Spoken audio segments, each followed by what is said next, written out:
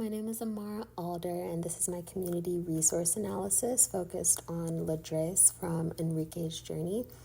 And in this presentation, I'll be showing how the city of Clarkston, Georgia, a small and diverse suburb of Atlanta, could impact Ladres' healing and transition as an immigrant mother. And I'll also be examining the community's demographics, strengths, challenges, and how I, as her social worker, could help her. So Clarkston, Georgia is a small city in DeKalb County, just east of Atlanta, with a population of around 14,700. And it's often referred to as one of the most diverse square miles in America due to its large immigrant and refugee population.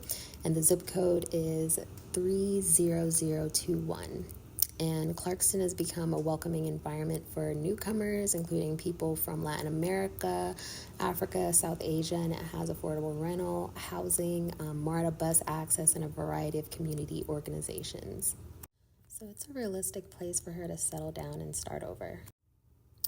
So as seen in the table here, Clarkston has a population of around 14,560. Over 35% of residents are foreign-born, and the city has a majority Black population, followed by Asian, white, and Hispanic communities.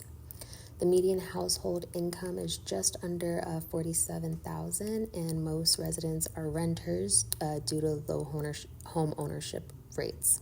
And the average rent is around $1,400, and education levels vary. Only about 23% hold a bachelor's degree or higher, and these stats just tell us Ladres would be part of a low-income working-class community with many people facing similar challenges. So what stands out about Clarkston is its rich multiculturalism and strong community networks. There are organizations like Refugee Women's Network, Somali American Community Center, and the Clarkston Community Center, which are all working to serve immigrant families. So Ladres would benefit from access to ESL classes, job support, and healing spaces like park and wellness programs.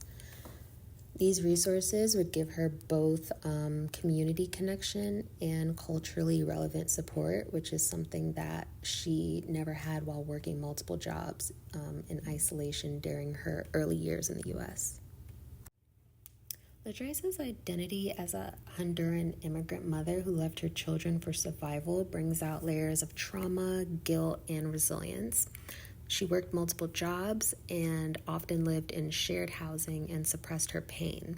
So in Clarkston, she might feel safer, but the trauma of separation could still weigh heavily. Access to support groups and Spanish-speaking therapists would be critical for her, and her experiences, like her being overworked, displacement, isolation, are micro-level concerns that deeply influence her mental health and parenting confidence, which I'd prioritize as her social worker. So Clarkston's strengths include its cultural diversity, community-driven organizations, and access to low-income services. These would help Ladres feel less alone and supported, but barriers do still exist, including high poverty rates, limited access to bilingual clinicians, and mental health stigma often found in immigrant communities. So Ladres might also face job insecurities or underemployment due to her status or limited credentials. So my role would be to help her navigate these systems and build through trust, consistency, and cultural sensitive care. As Ladres' social worker, I would use trauma-informed care and connect her to immigrant-focused parenting groups and healing circles. I'd also advocate for housing and job access through local nonprofits. And according to the NAS Code of Ethics, I'd ensure cultural competence and honor her dignity by working with a Spanish-speaking therapist or translator. And most importantly, I'd give Ladres space to rebuild her identity, not just as a worker, but also as a person and a mother. My job is to walk beside her and not fix her. Ladres deserves a community that honors her survival, not one that erases her story. Clarkston offers both support and challenge, but with the right resources and consistent care, she could begin to heal and reconnect with herself as a mother.